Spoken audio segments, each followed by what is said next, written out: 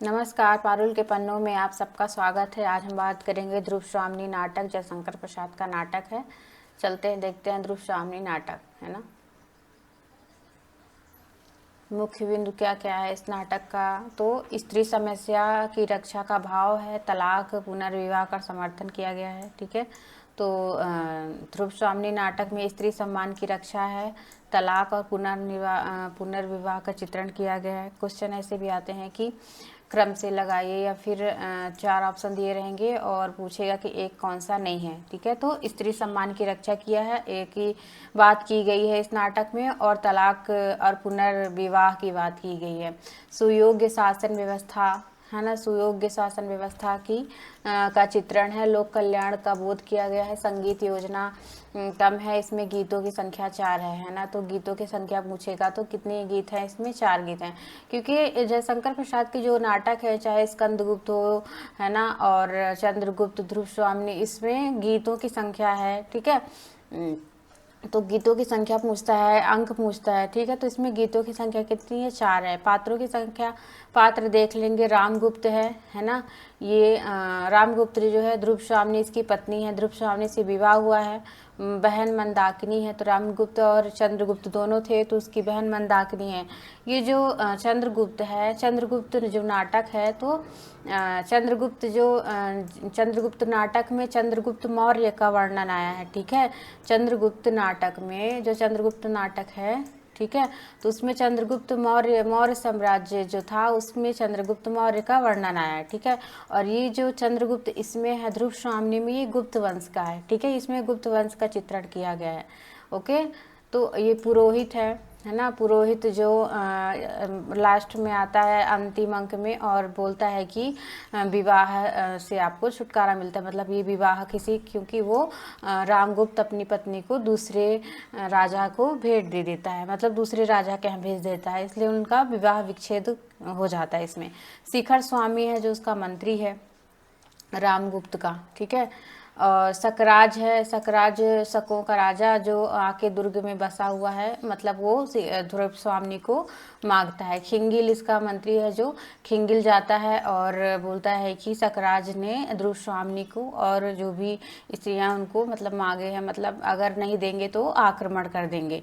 और कोमा है जो सकराज की पत्नी है, पत्नी मतलब होने वाली भाभी पत्नी है, अभी शादी नहीं हुई है, और कोमा सकराज से प्रेम करती है। मिहिर देव को बना है, तो मिहिर देव जो है कोमा के पिता समान है, मतलब उन्हीं के साथ वो रहती है। पिता उसको अंतिम अंग में आते हैं, वो बोलते हैं कि कोमा तुम चलो, नहीं तो यहाँ मतलब सकराज किस प्रकार हरकत कर रहा है। तो सकराज और ये कोमा की रक्षा करने की बात करते हैं मिहिर देव, और अपने साथ चलने को बोलते हैं, और कोमा जाने लगती है। ठीक है, तो ये मिहिर देव कौन है? तो कोमा के पिता हैं, मतलब पिता के समान है। और सकराज जो है प्रेमी है ना, अभी शादी नहीं हुई है, तो प्रेमिका है सकराज की कोमा। ठीक है, ध्रुव स्वामिनी नाटक को कहाँ कहाँ से लिया गया है, इसके मुख्य स्रोत कौन कौन से हैं? तो विशाख दत्त की देवी चंद्रगुप्त से लिया गया है। ठीक है, देवी चंद्रगुप्त, देवी इस नाटक में कहीं कहीं देवी नाम आया है ना, कि देवी की जय हो, है ना। विशाख की देवी चंद्रगुप्त से ये नाटक लिया गया है। ठीक है, और इसमें तो देवी चंद्रगुप्त राखालदास बनर्जी की ध्रुवा, है ना, ध्रुवा से लिया है, और कन्हैया लाल माणिकलाल मुंशी, है ना, तो इनके ध्रुव स्वामिनी से अगर ध्रुव स्वामिनी नाटक के बारे में पूछेगा कि किन किन से ये स्रोत लिया गया है, फिर उन्होंने लिखा, मतलब जयशंकर प्रसाद ने तो कन्हैया लाल की मुंशी जी की ध्रुव स्वामिनी से। ठीक है, ध्रुव स्वामिनी जो कहीं कहीं देवी के नाम से आता है, मतलब ध्रुव देवी के नाम से, है ना, और तो ये कन्हैया लाल। और राजशेखर से ध्रुव स्वामिनी नाम लिया है। नाम कहाँ से लिया है? तो ध्रुव स्वामिनी। और स्रोत पूछेगा तो 3 जगह से इन्होंने स्रोत लिए हैं, और नाम लिया है राजशेखर के ध्रुव स्वामिनी से। ठीक है, 1933 में लिखा गया नाटक है, इसमें अंकों की संख्या 3 है। ठीक है, अंकों की संख्या 3 है। आगे चलते हैं। ध्रुव स्वामिनी नाटक जो गुप्त साम्राज्य की अवस्था का चित्रण किया गया है ना, तो इसमें किस क्वेश्चन आता है कि गुप्त वंश का चित्रण है, मौर्य वंश का चित्रण है ना। किसका चित्रण है? तो गुप्त साम्राज्य का। गुप्त साम्राज्य का चित्रण है ध्रुव स्वामिनी नाटक में। जब शासन की बागडोर एक क्लीन और व्यभिचारी राजा रामगुप्त के हाथों में है, ठीक है। तो रामगुप्त जो है, इनके पिता का नाम था समुद्रगुप्त, है ना। समुद्रगुप्त जो थे, तो समुद्रगुप्त जो थे, तो ये मतलब युद्ध के और शकों के, जो शकों का राजा है यहाँ पे आएगा, है ना। तो उसके पिता को मतलब हरा दिए, मतलब युद्ध में। और शिखर, वही उसी के साथ ध्रुव स्वामिनी का विवाह होने वाला था, ठीक है। जो शिखर स्वामी है, ये सकराज है, सकराज के साथ ध्रुव स्वामिनी का विवाह होने वाला था। तो विवाह नहीं हुआ, क्योंकि इनका ध्रुव स्वामिनी के पिता को समुद्रगुप्त ने हरा दिया। तो समुद्रगुप्त के बेटे के साथ इनका विवाह होता है ध्रुव स्वामिनी का। और समुद्रगुप्त बोल के जाते, मतलब बोलते हैं कि चंद्रगुप्त से विवाह होगा, पर उनके जाने के बाद, मृत्यु के बाद रामगुप्त से शादी हो जाती है और रामगुप्त राजा बन जाता है, ठीक है।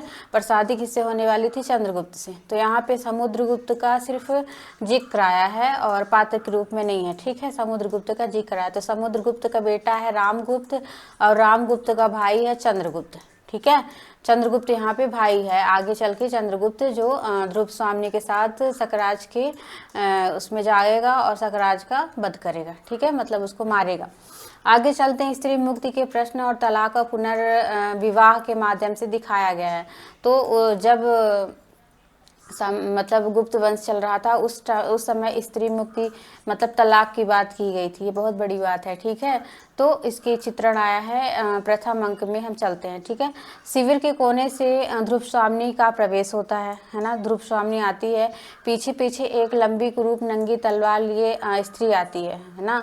और ध्रुव स्वामिनी, अरे यह भाग्य विधाता, यह कैसा इंद्रजाल। उस दिन राजपुरोहित ने आहुति के बाद ही मुझे आशीर्वाद दिया था।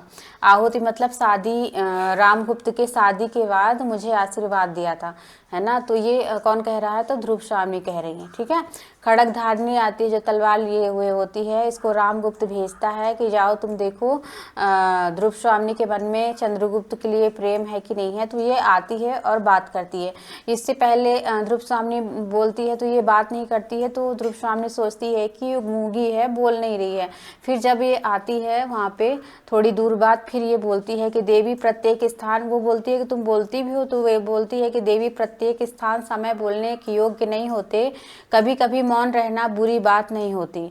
बहुत इंपॉर्टेंट कथन है कि ये किसने कहा है? तो खड़ग धारणी जो है उसका कथन है ना, कि प्रत्येक स्थान और समय बोलने के योग्य नहीं होते, मतलब हर जगह हम नहीं बोल सकते, ठीक है। तो ये खड़ग धारणी ध्रुव स्वामिनी से कहती है। ध्रुव स्वामिनी, मैंने उन्हें देखा था, राज चक्र सबको पीसता है ना, राज चक्र सबको पीसता है। तो ये पूछेगा कि जयशंकर प्रसाद की किस नाटक? ध्रुव स्वामिनी में ध्रुव स्वामिनी कह रही है किसके लिए कह रही है? तो ये चंद्रगुप्त के लिए, क्योंकि चंद्रगुप्त के बारे में वो बात कर रही है खड़ग धारणी, और पूछती है वो उसको रामगुप्त को बताना है कि ध्रुव स्वामिनी के मन में चंद्रगुप्त के लिए प्रेम है कि नहीं है। तो और बोलती है कि राज चक्र सबको पीसता है, पीसने दो हम निसहायों को, दुर्बलों को पीसने दो, है ना। तो ये ध्रुव स्वामिनी का कथन है। आगे चलते हैं। खड़ग धारणी, प्राणों की रक्षा बढ़ा लेने पर वही कोई जो विचलन कर बनकर गिर सकती थी और दूसरों के ऊपर अवलंबन करके बन गई थी। और ये खड़ग धारणी यहाँ पे बोलती है। ध्रुव स्वामिनी कहती है कि मेरा नीड़ कहाँ तक है? तो स्वर्ण पिंजर है। तो स्वर्ण पिंजर जहाँ वो रह रही है महल को, वो स्वर्ण पिंजर कहती है। तो यहाँ पे अगर पूछेगा कि स्वर्ण पिंजर किसने कहा? तो ध्रुव स्वामिनी ने। प्रतिहारी का प्रवेश होता है। भट्टार की इधर आए तो नहीं है ना। तो भट्टार की इधर आए तो नहीं, तो ये प्रतिहारी आता है। तो शकों ने दोनों ओर से घेर लिया है ना। और प्रतिहारी कहता है शकों ने दोनों ओर से घेर लिया है, ठीक है। और रामगुप्त कहता है जो स्त्री दूसरों के शासन में रहकर प्रेम किसी अन्य पुरुष से करती है। और यहाँ पे वो बोल रहा है उसका गुप्तचर आया बोल रहा है कि शकों ने घेर लिया है, हमें कुछ करना चाहिए। तो रामगुप्त कहता है कि वो स्त्री जो मेरे राज में रह रही है, मेरी पत्नी है, और प्रेम किसी दूसरे से कर रही है और अपने में विचलित ही रहता है। ठीक है, शिखर स्वामी का प्रवेश होता है और शिखर स्वामी रामगुप्त से यहाँ पे बात करेगा। ठीक है, रामगुप्त से, जिनकी भुजाओं में बल ना हो, है ना, बल ना हो, उसकी मस्तिष्क में तो कुछ होना चाहिए, है ना। तो ये किसका कथन है? तो शिखर स्वामी का है, रामगुप्त से कहता है। मेघ संकुल आकाश की तरह जिसका भविष्य घिरा हो, उसकी बुद्धि को बिजली के समान समर्थ करोगे क्या? यहाँ पे मतलब ये शिखर स्वामी का कथन इंपॉर्टेंट है। ठीक है, जिसकी भुजाओं में बल शिखर स्वामी रामगुप्त को कह रहा है। ठीक है, और मेघ संकुल आकाश की तरह, है ना, भविष्य घिरा होता है, उसको समझा रहा है। ठीक है, बोलता है कि आप चलिए, और वो ध्रुव स्वामी के चक्कर में। यहाँ पे मंदाकिनी आती है। मंदाकिनी, मूर्खों ने स्वार्थ के लिए साम्राज्य के गौरव सर्वनाश करने की निश्चय ही कर लिया। तो यहाँ पे क्योंकि जयशंकर प्रसाद के जो भी नाटक हैं, सब में स्त्री पात्र का बहुत ही अच्छा चित्रण आया है और सब में देश की भावना को दिखाया गया है। ठीक है, तो और वीरता जब भागती है तो उसके पैरों में राजनीति के छलछंद की धूल उड़ती है। तो ये बहुत इंपॉर्टेंट कथन है। ठीक है, ये पेपरों में पूछा जाता है कि ये किस नाटक से है और किसने कहा। तो ये मंदाकिनी का कथन है, जो रामगुप्त की बहन है, रामगुप्त चंद्रगुप्त की। ठीक है, वीरता जब भागती है तो उसके पैरों में राजनीति के छलछंद की धूल उड़ती है। ठीक है, अब मंदाकिनी यहाँ पे गाती है। ये पहला गीत है, पहले अंक में ही पहला गीत है। ठीक है, क्रम से आएगा, क्रम से सारे गीत मैंने यहाँ पे मेंशन किए हुए हैं, आप देखेंगे। यह कसक अरे आंसू सहजा बनकर विनम्र अभियान मुझे बन प्रेम छलकर कोने कोने अपनी नीरव गाथा कहजा हो गए यहाँ पे। और करुणा बन के मुखिया वसुधा पर शीतलता फैलाता वहजा, है ना। तो यह पहला गीत है। पहला गीत कौन सा है, कौन गाता है? मंदाकिनी। पहले अंक में मंदाकिनी गाती है कसक अरे आंसू सहजा, है ना, मंदाकिनी का गीत है। और कुबड़े बौने हिजड़े का प्रवेश होता है। इसमें जो अलग से पात्र हैं, कुबड़े बौने हिजड़े, ये सब भी पात्र हैं। ठीक है, हिजड़ा कहता है कि अपने आप को नल कुबेर की स्त्री, मतलब नल, अगर पूछेगा कि नल कुबेर की स्त्री में कौन कहता है, तो हिजड़ा, जो हिजड़ा है वो नल कुबेर का स्त्री अपने आप को कहता है। शिखर स्वामी कहता है, यहाँ पे शिखर स्वामी का प्रवेश, राजनीति के सिद्धांत में राष्ट्र की रक्षा सब उपायों से करने का आदेश है। रामगुप्त कहता है कि क्या मैं अपनी स्त्री को दे सकता हूँ, मतलब मैं ध्रुव स्वामी को उसके पास भेजूंगा। तो वो शिखर स्वामी उसी की तरफ से बोलता है कि बिल्कुल आप भेज सकते हैं। राजनीति के सिद्धांत में राष्ट्र की रक्षा सब उपायों से करने का आदेश है, आप कुछ भी करिए, राष्ट्र की रक्षा करिए, ऐसा शिखर स्वामी कहता है। रामगुप्त यहाँ पे आता है। रामगुप्त कहता है तभी तो लोग तुमको नीति शास्त्र का बृहस्पति समझते हैं, है ना। तो नीति शास्त्र का बृहस्पति किसे कहा गया है? तो शिखर स्वामी को। किसने कहा? रामगुप्त ने कहा। ठीक है, रामगुप्त, ये पहले अंक में सब बात हो रही है। नीति शास्त्र का बृहस्पति किसे है? तो शिखर स्वामी को रामगुप्त ने कहा। ध्रुव स्वामी आती है। पुरुषों ने स्त्रियों को अपनी पशु संपत्ति समझकर उन पर अत्याचार करने का अभ्यास बना लिया। तो पशु संपत्ति कौन कह रहा है? ध्रुव स्वामी कह रही है।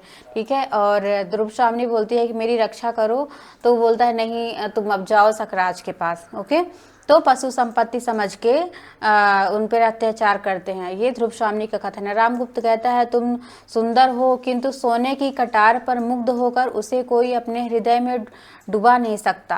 वो बोलती है कि राजा, आप मेरी रक्षा करिए, क्योंकि मैं आपसे पहली बार बात कर रही हूँ, अभी तक वो बात नहीं की थी, उसके सामने तक नहीं आई थी रामगुप्त से, क्योंकि वो अपनी मदिरा में व्यस्त लोगों के साथ बिजी रहता था, तो वो कभी अभी ध्रुव स्वामी से मिला नहीं था।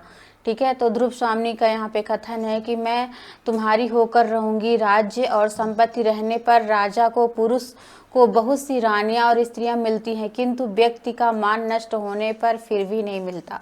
है ना। तो यहाँ पे ध्रुव स्वामी कहती है कि रामगुप्त वहाँ पे राजा मेरी रक्षा करो, मैं तुम्हारी होकर रहूँगी, है ना, मैं तुम्हारी होकर रहूँगी। तो वो कायर वो रक्षा नहीं करता, वो बोलता है नहीं तुम अब नहीं, तुम्हारी रक्षा नहीं करूँगा, तुम जाओ, तुम उपहार देने की वस्तु हो, है ना। तो ये कौन बोल रहा है, रामगुप्त बोलता है कि तुम उपहार की वस्तु हो। ध्रुव स्वामी यहाँ पे गुस्से में बोलती है निर्लज्ज मदप क्लीन, ओह तो मेरी रक्षा यहाँ कोई नहीं कर सकता, मैं उपहार देने की वस्तु नहीं, मैं उपहार देने की वस्तु नहीं, जीवन नियत के कठोर आदेश पर चलेगा ही तो यह क्या मेरा जीवन ही अपना नहीं है, मतलब मेरा जीवन अपना नहीं, मैं उपहार देने की वस्तु नहीं हूँ, मैं नहीं जाऊंगी। विरोध कर रही है, चंद्रगुप्त का सहसा प्रवेश होता है, ये पहले अंक में बात हो रही है, ठीक है, पहले अंक में ही चंद्रगुप्त आता है। जीवन विश्व की संपत्ति है ना। तो जीवन विश्व की संपत्ति है, यहाँ कौन कह रहा है, चंद्रगुप्त कहता है। हिजड़ा सही स्त्री बनना सहज बात नहीं, हिजड़े होने सब वहाँ पे रहते हैं, और चंद्रगुप्त बोलते हैं कि मैं तुम्हारे वेश में, ध्रुव स्वामी के वेश में मैं जाऊँगा सकराज के पास। ध्रुव स्वामी बोलती है नहीं, तो हिजड़ा बोलता है स्त्री नहीं बन सकते हो, मैं तुम्हें स्त्री बनाऊँगा, ठीक है। और ध्रुव स्वामी कहती है यह मृत्यु का निर्वासन का सुख तुम अकेले ही लोगे, मतलब तुम अकेले जाओगे, मैं भी तुम्हारे साथ चलूंगी। और दोनों ध्रुव स्वामी और चंद्रगुप्त दोनों ही जाते हैं सकराज के शिविर में, स्त्री के वेश में और भी स्त्रियां जाती हैं, ठीक है।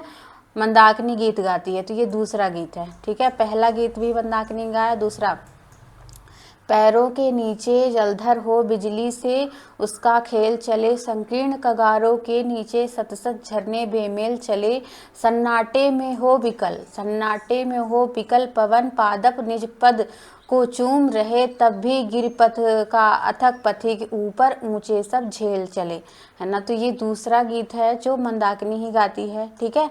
आगे चलते हैं, ये क्रम से आप याद कर लेना, है ना। द्वितीय अंक, अब ये पहले अंक में ही सकराज आ गया सब कोई, अब दूसरे अंक में सकराज का शिविर है।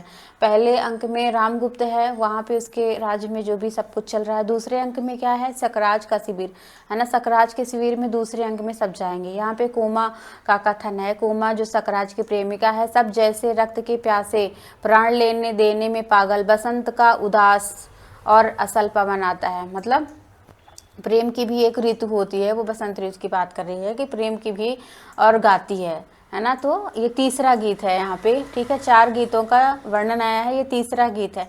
तो पहला दूसरा मंदाकिनी गाती है, तीसरा गीत कोमा गाती है। यौवन तेरी चंचल छाया, बहुत इंपॉर्टेंट है ये गीत, क्योंकि हर पेपरों में पूछा जाता है कि ये गीत किसके द्वारा गाया गया है, या फिर ये पूछा जाएगा कि ये किस नाटक से लिया गया, ठीक है। यौवन तेरी चंचल छाया, इसमें बैठे घूंट पी, इसमें बैठे घूंट भर पी लूं तो रस तू है लाया, मेरे प्याले में पद बनकर कब तू छली समाया, जीवन बंसी के छिद्रों में स्वर बनकर लहराया, पल भर रुकने वाले कहें तू पथिक कहाँ से आया, यौवन तेरी चंचल छाया। तो ये कोमा गाती है, ये द्वितीय अंक में गाती है, ठीक है। पहले अंक में 2 गीत है, दूसरे अंक में ये पहला गीत है, ठीक है। सकराज का शिविर, सकराज का प्रवेश होता है, कोमा वहाँ पे खड़ी है, मकड़ी की तरह लटकान, मतलब यहाँ पे कोमा का कथन है कि मकड़ी की तरह लटकाने के लिए आप अपने आप ही जला बुनता है ना, जाला बुनता है, यहाँ पे जाला होगा, मकड़ी के मतलब जाला बुनता है। जीवन का प्राथमिक प्रसन्न उल्लास मनुष्य के भविष्य में मंगल और सौभाग्य आमंत्रित करता है, बहुत इंपॉर्टेंट कथन है। यहाँ पे जो भी मैंने यहाँ पे पीपीटी मैंने ऐड किया, तो सारे ही मतलब इम्पोर्टेंट कथन मैंने लिए, ठीक है। तो आप लोग सबको देख लेना। सकराज कहता है सौभाग्य और दुर्भाग्य मनुष्य की दुर्बलता के नाम है। तो अगर ये पूछेगा कि किसके द्वारा कहा गया, सकराज कहता है सौभाग्य दुर्भाग्य मनुष्यता के दुर्बलता के नाम है, तो मैं तो पुरुषार्थ को ही सबका नियामक समझता हूँ, पुरुषार्थ ही सौभाग्य को खींच लाता है।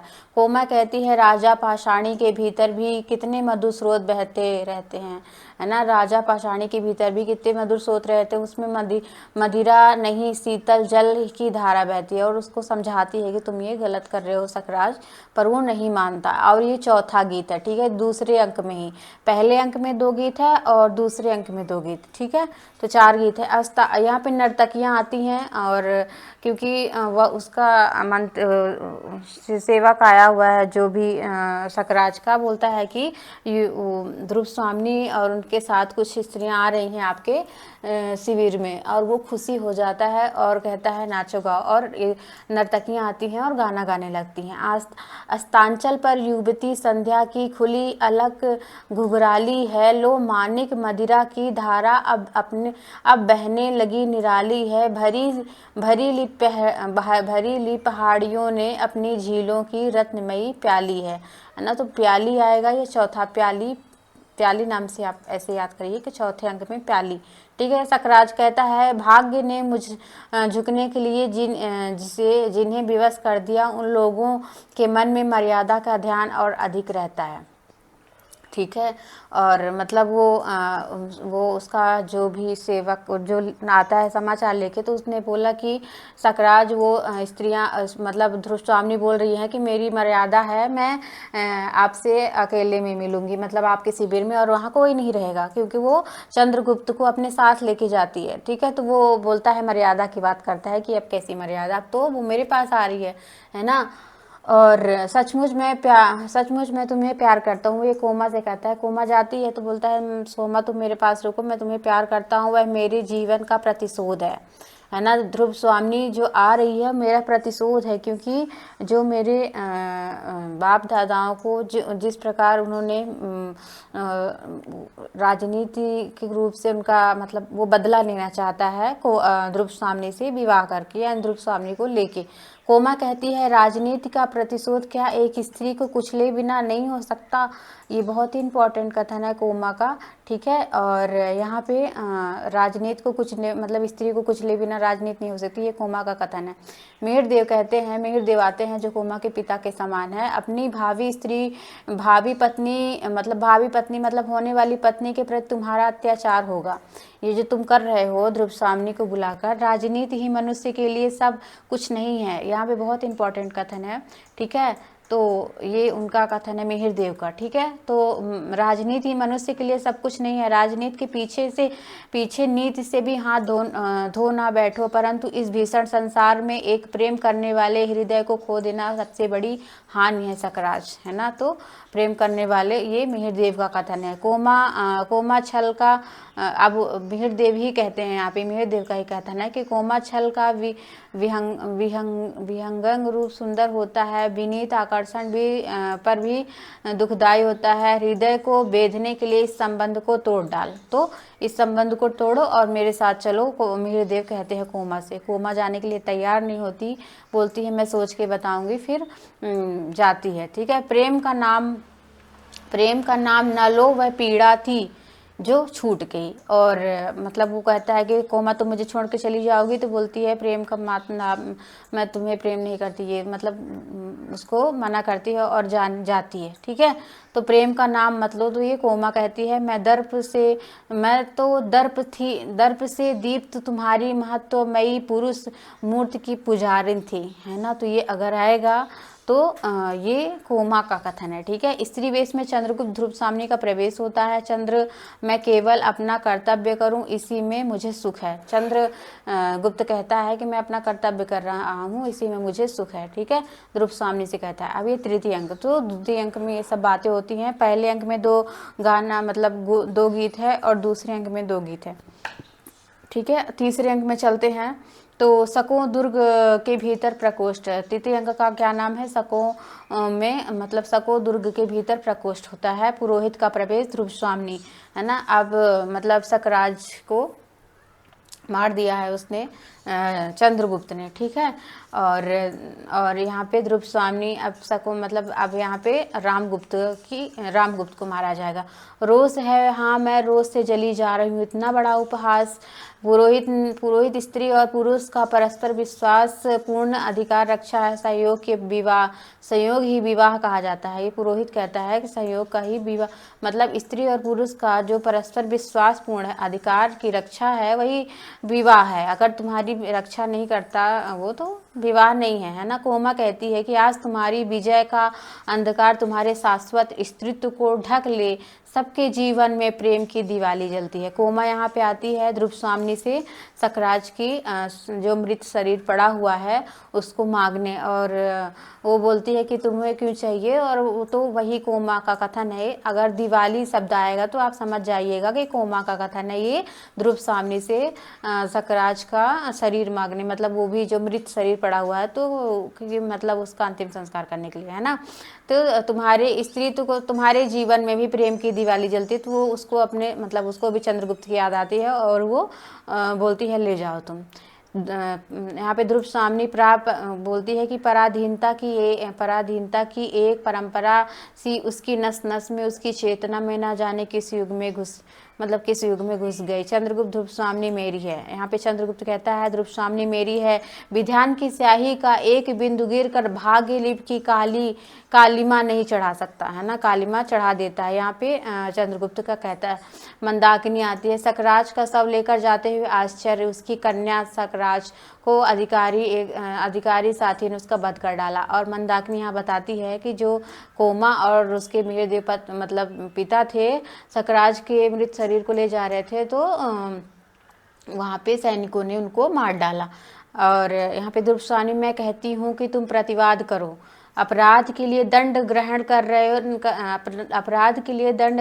रहे हो मन नहीं, मनुष्य की दी हुई उपाधि को लौटा देती हूँ। यहाँ पे ध्रुवस्वामिनी जो है तो चंद्रगुप्त को बोलती है कि तुम प्रतिवाद करो और इसे मतलब बदला लो, मतलब रामगुप्त से, मतलब तुम प्रतिवाद करो कि ये तुम्हारा राज्य है, तुम क्यों इतना सह रहे हो, है ना।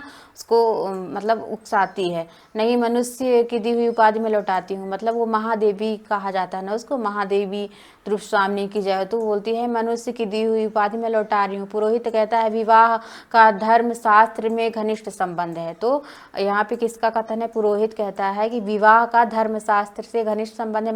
मंदाकिनी कहती है कि महाराज पुरुषार्थ का इतना बड़ा प्रहसन अबला पर ऐसा अत्याचार यह गुप्त साम्राज्य के लिए शोभा नहीं देता, है ना। और चंद्रगुप्त कहता है कि रोग जर्जर शरीर अलंकारों की सजावट, बहुत इंपॉर्टेंट कथन है कि रोग जर्जर शरीर अलंकारों की सजावट मलिनता और कलुष की ढेरी पर बाहरी कुमकुम के केस पर लेप गौरव नहीं बढ़ाता, है ना। मंदाकिनी कहती है भगवान ने स्त्रियों को उत्पन्न करके ही अधिकारों से वंचित नहीं किया। भगवान ने स्त्रियों को उत्पन्न करके अधिकारों से वंचित नहीं किया, किंतु तुम लोगों की दस्यु वृत्ति ने उन्हें लूटा है ना। तो ये मंदाकिनी का बहुत ही इंपॉर्टेंट कथन है। वो अपनी भाभी का पक्ष लेती है और बोलती है भाभी तुम, तो बोलती है भाभी तुमने बोला है कितना अच्छा लगा, है ना।